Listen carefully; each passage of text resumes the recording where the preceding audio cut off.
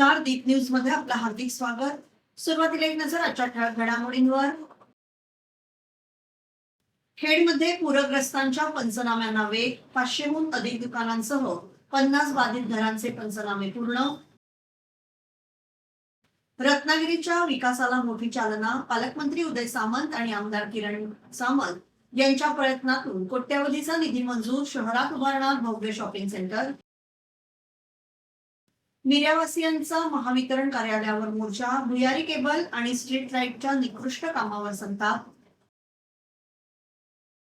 Gyandeep pharmacy महाविद्यालयाच्या पहिल्या बी pharmacy बॅचचा 100% निकाल. रेणू घोरपडे प्रथम. आणि जिल्हास्तरीय तायक्वांदो स्पर्धेत रोटरी स्कूलच्या विद्यार्थ्यांची 7 सुवर्ण, 6 रौप्य आणि 7 कांस्य पदकांची कमाई. आता पाहूया सविस्तर वृत्त. खेड शहरातील पूरग्रस्त भागातील पंचनाम्यांच्या कामाला आता वेग आलाय. पावसाने उसंत घेतल्यानंतर प्रशासनानं नुकसानग्रस्तांच्या पंचनाम्यांची प्रक्रिया गतीने सुरू केली असून आतापर्यंत 500हून अधिक पूरग्रस्त दुकानांचे आणि 50हून अधिक बाधित घरांचे पंचनामे पूर्ण झाल्याची माहिती तहसील प्रशासनानं दिली आहे. मुसळधार पावसामुळे जगबुडी नदीला आलेल्या महापुराचं पाणी मुख्य बाजारपेठेत शिरल्याने तब्बल 23 तास बाजारपेठ पाण्याखाली होती. 2 वेळा आलेल्या पुरामुळे व्यापारी वर्गाचं कोट्यवधी रुपयांचं नुकसान झालंय. पूर ओसरल्यानंतर बाजारपेठेतील व्यवहार हळूहळू पूर्वपदावर येत असले तरी संपूर्ण बाजारपेठ सुरळीत होण्यासाठी आणखी 4 ते 5 दिवसांचा कालावधी लागण्याची शक्यता प्रशासनाने व्यक्त केली आहे. रत्नागिरी शहराच्या विकासासाठी मोठी खुशखबर समोर आली आहे. पालकमंत्री उदय सामंत आणि आमदार किरण सामंत यांच्या प्रयत्नातून रत्नागिरी नगर परिषद क्षेत्रातील विविध विकास कामांसाठी कोट्यवधी रुपयांचा निधी मंजूर करण्यात आला आहे. नगर विकास विभागाने या संदर्भातील शासन निर्णय जारी केला असून शहरात अत्याधुनिक शॉपिंग सेंटर उभारण्यासह प्रशासकीय इमारतीची सुधारणा, पालिका शाळांचं बांधकाम आणि नूतनीकरण, पानवल परिसरातील पाणी पुरवठा सुधारणा आणि नगर परिषद नाट्यगृहातील अग्निशमन व्यवस्थेसाठी निधी मंजूर झाला आहे. प्रभाग क्रमांक 15 मधील आरक्षण क्रमांक 58च्या जागेवर सुमारे 7 कोटी रुपयांच्या खर्चातून भव्य शॉपिंग सेंटर उभारण्यात येणार असून स्थानिक व्यापाऱ्यांना आधुनिक बाजारपेठ उपलब्ध होणार आहे. याशिवाय नगर परिषद प्रशासकीय इमारतीसाठी 4 कोटी 80 लाख, पालिका शाळांच्या विकासासाठी 7 कोटी, पानवल पाणी वितरण व्यवस्थेसाठी 75 लाख आणि नाट्यगृहातील अग्निशमन व्यवस्थेसाठी 1 कोटी 75 लाख रुपयांचा निधी मंजूर करण्यात आला आहे. या विकास कामांमुळे रत्नागिरी शहराच्या पायाभूत सुविधांमध्ये मोठी सुधारणा होणार असून निविदा प्रक्रिया पूर्ण झाल्यानंतर प्रत्यक्ष कामांना लवकरच सुरुवात होणार असल्याची माहिती प्रशासनानं दिली आहे. रत्नागिरी शहराच्या विकासासाठी ज्या महत्त्वाच्या गोष्टी होणं गरजेचं आहे, या सगळ्या गोष्टींचा विचार करून सन्माननीय पालकमंत्री उदयजी सामंत साहेब आणि लांजा राजापूरचे आमदार सन्माननीय किरणजी सामंत साहेब यांच्या माध्यमातून या रत्नागिरी शहरासाठी भरीव निधी आलेला आहे. यामध्ये सगळ्या गोष्टीचा विचार केला पाहिजे, कारण पावसामध्ये जे पाणी साचलं सगळीकडे आणि याचा त्रास होऊ नये यासाठी जे काही महत्वाचे नाले आहेत, जे पूल काही दुरावस्थेत आहेत, हे सुधारण्यासाठी प्रायोरिटीने काम करण्यासाठी हा निधी आलेला आहे. आणि नक्कीच या सगळ्या गोष्टीचा विचार करून ही महत्वाची कामं लवकरात लवकर आता मार्गी लागणार आहेत. रत्नागिरी शहरातल्या शाळा ज्या आहेत की मुलांना अतिशय चांगल्या प्रकारे सर्व सोयी सुविधा मिळून शिक्षण मिळालं पाहिजे, या हेतूने शाळा पहिल्या चांगल्या झाल्या पाहिजेत. यासाठी ज्या शाळा दुरावस्थेत आहेत, जिथे काही शाळांमध्ये पाणी गळतंय किंवा अशा काही गोष्टी आहेत, या सगळ्या दुरुस्त करण्यासाठी निधी प्राप्त झालेला आहे. त्याच प्रकारे आज रत्नागिरी शहरामध्ये आठवडा बाजार इथे जे शॉपिंग सेंटर आहे ते अतिशय दुरावस्थेत आहे आणि ते चांगल्या प्रकारे तिथे शॉपिंग सेंटर व्हावं यासाठी सन्माननीय पालकमंत्र्यांच्या माध्यमातून 7 कोटीचा निधी प्राप्त झालेला आहे. कारण मेन बाजारपेठ आहे ती जर सुसज्ज असेल तर नक्कीच अनेक पर्यटक आणि खरेदीसाठी येतात. शहरातले सगळे नागरिक जातात आणि तिथे चांगलं एक शॉपिंग सेंटर व्हावं या उद्देशानं या शॉपिंग सेंटरसाठी सुद्धा निधी प्राप्त झालेला आहे. प्रशासकीय इमारत साहेबांच्या माध्यमातून अतिशय चांगली झालेली आहे, परंतु यामध्ये सुद्धा काही कामं अजून नव्याने प्रस्तावित झालेली आहेत. नंतर वेगवेगळ्या तांत्रिक गोष्टी आहेत, यासाठी सुद्धा साहेबांच्या माध्यमातून निधी आपल्याला आता इथे प्राप्त झालेला आहे. निधी जरी प्राप्त झाला असेल तरी पण भटके कुत्रे असते, जनावर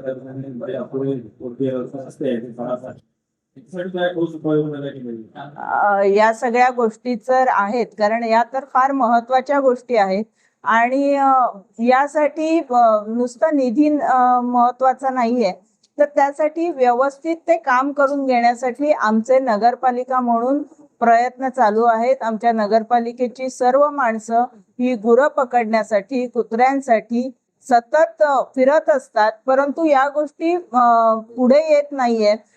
परवाच आमची माणसं जी ह्याच्या काँग्रेस भवनच्या पुढे किंवा ह्याच्या इथे सावरकरांच्या पुतळ्याच्या इथे जी गुरं बसलेली असतात आणि त्याच्यामध्ये एक पिसाळलेली गाय फाटक स्कूलच्या परिसरामध्ये फिरत होती, तिला पकडण्यासाठी रात्री 12:30 वाजेपर्यंत ती माणसं काम करत होती, परंतु एवढे सगळे शर्तीचे प्रयत्न करून सुद्धा ती गाय पकडली जात नव्हती. इतकी ती वेगाने पळत होती. सगळ्या गोष्टीचा विचार करावा लागतो. त्यासाठी आम्ही वनविभागाची ही माणसं बोलवली, त्यांच्या मार्फत आधुनिक तंत्रज्ञानाच्या मार्फत ती गाय पकडण्याचा प्रयत्न केला, पण त्याचाही काही उपयोग झाला नाही. म्हणजे आमचे प्रयत्न चालू आहेत.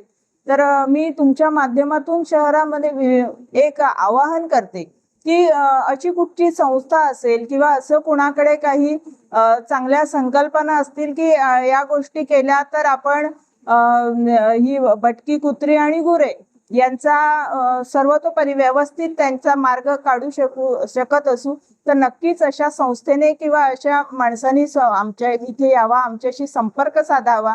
आपण नक्कीच चांगलं काम याच्यावर करू शकतो. रत्नागिरीतील मीडिया ग्रुप ग्रामपंचायतीच्या हद्दीतील ग्रामस्थांनी भुयारी केबल आणि स्ट्रीट लाईटच्या निकृष्ट कामाविरोधात महावितरणच्या कार्यालयावर धडक देत तीव्र संताप व्यक्त केला आहे. महावितरण आणि लीना पॉवर टेक कंपनी मार्फत करण्यात आलेली कामं अपूर्ण, नियोजन शून्य आणि अत्यंत निकृष्ट दर्जाची असल्याचा गंभीर आरोप ग्रामपंचायतीने केला आहे. अंदाजपत्रकातील सुरक्षा नियमांचं उल्लंघन झाल्यामुळे नागरिकांना वारंवार विजेचा धक्का बसत असल्याचा दावा करत या त्रुटी तातडीने दूर न केल्यास तीव्र आंदोलन छेडण्याचा इशारा मिऱ्या ग्रामपंचायतीचे सरपंच यांनी महावितरणच्या अधीक्षक अभियंत्यांना दिलाय. दरम्यान आंदोलकांनी कंपनीच्या वरिष्ठ अधिकाऱ्यांशी चर्चा केली, मात्र अधिकाऱ्यांकडे या प्रकरणाची सविस्तर माहिती नसल्याने बुधवारी चाकीविऱ्या ग्रामपंचायत कार्यालयात संयुक्त बैठक घेण्याचा निर्णय घेण्यात आलाय. या बैठकीत या प्रश्नावर अंतिम निर्णय होण्याची अपेक्षा व्यक्त केली जाते. खेड तालुक्यातील बोरज येथील ज्ञानदीप औषध निर्माण शास्त्र महाविद्यालयाच्या पहिल्या बी फार्मसी बॅचने शैक्षणिक क्षेत्रात उल्लेखनीय यश संपादन केले. मुंबई विद्यापीठाने जाहीर केलेल्या बी फार्मसी अंतिम वर्षाच्या 8व्या सत्राच्या परीक्षेत महाविद्यालयाचा निकाल 100% लागलाय.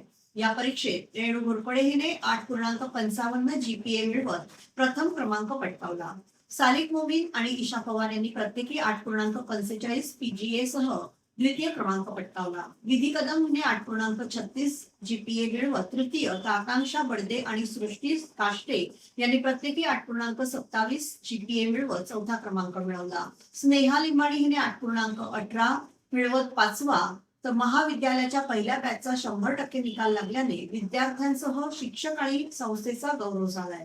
या यशाबद्दल संस्थेचे अध्यक्ष अरविंद तोडकरी, उपाध्यक्ष डॉक्टर रमण तलाठी, सचिव माधव पेठे, संस्थापक सचिव प्रकाश गुजराती, प्राचार्य डॉक्टर सुजित कमरे तसेच सर्व पदाधिकारी आणि प्राध्यापकांनी विद्यार्थ्यांचं अभिनंदन करून त्यांच्या उज्ज्वल भविष्यासाठी शुभेच्छा दिल्या. दिनांक 10 ते 12 जुलै 2026 रोजी रत्नागिरी तायक्वांदो स्पोर्ट्स असोसिएशन अंतर्गत संगमेश्वर तालुका तायक्वांदो अकॅडमी आणि नगरपंचायत देवरुख तायक्वांदो क्लब यांच्या संयुक्त विद्यमाने 24वी सब ज्युनियर आणि ज्युनियर व 9वी कॅडेट 24वी सिनियर क्युरगी आणि 13वी सब ज्युनियर, 9वी कॅडेट, 13वी ज्युनियर व सिनियर पुमसे जिल्हा अजिंक्यपद तायक्वांदो स्पर्धा आयोजित करण्यात आली होती. यामध्ये रोटरी इंग्लिश मीडियम स्कूल खेडच्या विद्यार्थ्यांनी 7 सुवर्ण, 6 रौप्य आणि 7 कांस्य पदकांची कमाई केली आहे. सदर स्पर्धा ओमेगो गार्डन हॉल, सावरकर चौक, देवरुख, तालुका संगमेश्वर येथे संपन्न झाली. या स्पर्धेसाठी संपूर्ण जिल्ह्यातून 600 विद्यार्थ्यांनी आपला सहभाग नोंदवला होता. या जिल्हास्तरीय तायक्वांदो स्पर्धेत रुद्र अधावडे, ओम गोगावले, ईश्वरी गोरे, रुद्रवीर मोहिते, अर्णव गोफाणे, स्वराज चव्हाण, आयुष जाधव यांनी सुवर्ण पदक, देवाशिष तपकिरे, कार्तिक चव्हाण, अंश धामणकर, सई गोगावले, शांभवी वाघ, सई चाळके यांनी रौप्य, तर श्लोक देवकाते, उदय मोरे, निमिष शिंदे, आर्या कदम, मानव सागवेकर, जिग्नेश आखाडे, स्वस्तिका खरावते यांनी कांस्य पदकाला गवसणी घातली.